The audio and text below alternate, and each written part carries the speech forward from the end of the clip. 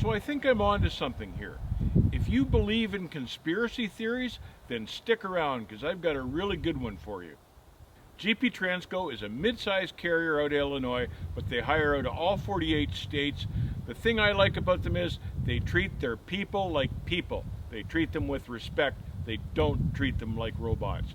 Check them out at gptransco.com. So let's establish a few things here.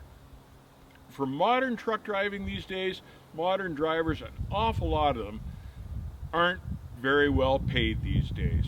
And part of the reason for that is because the mega carriers have chosen to invest their profits in dividends, in growth, in multi-million dollar CEO salaries, but they haven't reinvested in their people, their drivers, and they haven't given them raises for years.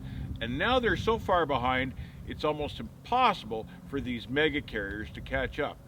I saw an ad just today, just this morning, where Swift Transportation, for instance, was saying that in their first year as a new driver with Swift, you could make $60,000 a year.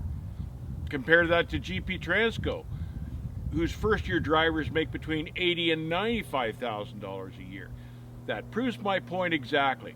The mega carriers have not been paying the drivers what the drivers are worth. So because of this, fewer and fewer drivers are applying to the mega carriers. And we've seen this in this supply chain shortage now. It's affecting everything like that because those mega carriers run a lot of port work. And all of a sudden nothing's moving, and a lot of that is because nobody wants to work for these huge mega carriers anymore.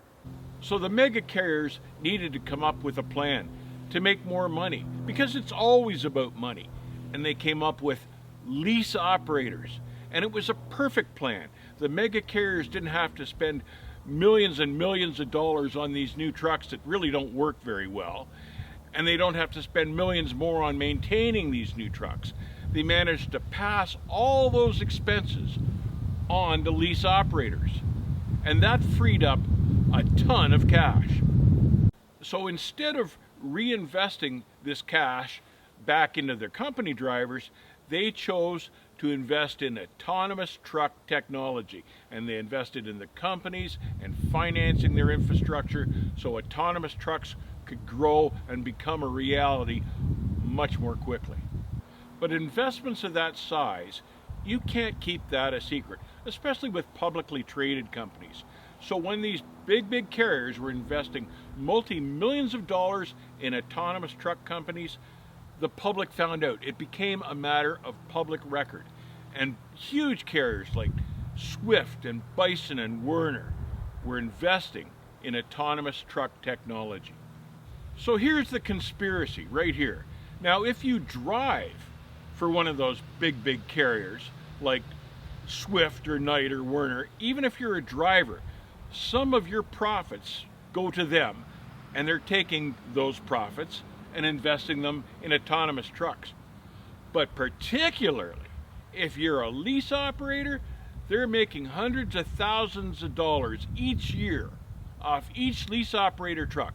And all of that money is going to the company, and then they're in turn investing millions and millions and millions of dollars into developing autonomous truck technology so they can get them more quickly. So the money that drivers and lease operators make for these companies is basically going to replace them in their jobs. So why would anybody knowingly work for a carrier that was planning on firing them and buying autonomous trucks as soon as they possibly could? Well, I think it's because most people don't even realize that this is going on. And that's why we want to bring this to the forefront.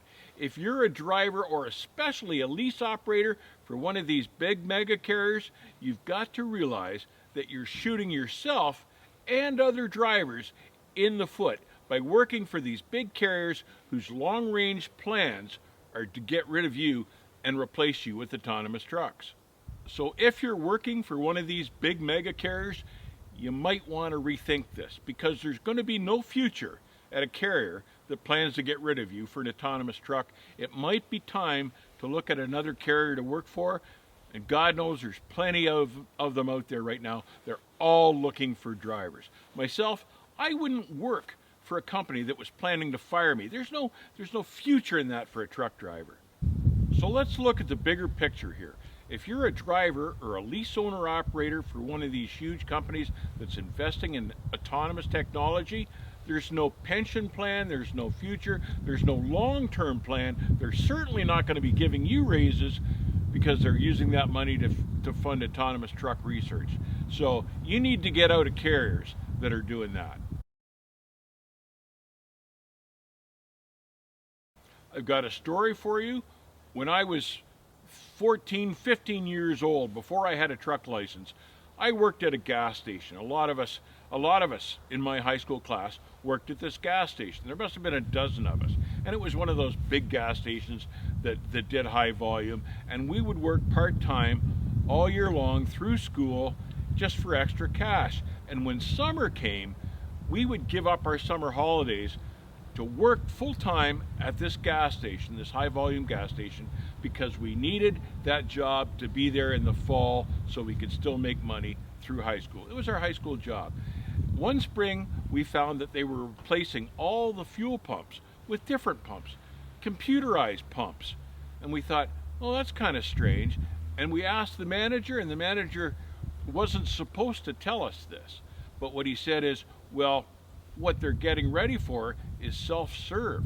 So what they're going to do is set up this entire station with self-serve pumps so they don't need you guys anymore. And we were just flabbergasted. We couldn't believe it. And here we were, donating our summer to a company that was just going to get rid of us in the fall when we needed the work. We all got together. There probably were a dozen of us or so, plus the guy that ran the car wash. And the first weekend of July, we all quit. No notice, no nothing. Just no notice. And it was a real pleasure to go by later in the day and see thousands of cars lined up at this gas station with 12 bays, and the owner and his two sons trying to service and fuel all these cars. There was a real satisfaction in knowing that they'd screwed up by not keeping our jobs, and it was costing them time and money, and their summer was ruined. Our summer wasn't. We enjoyed that. So take care, keep the rubber side down, pay attention to what your carrier is up to, because whatever they do may affect you, and sometimes it's not always good. Stay safe, and we'll see you on the backhaul.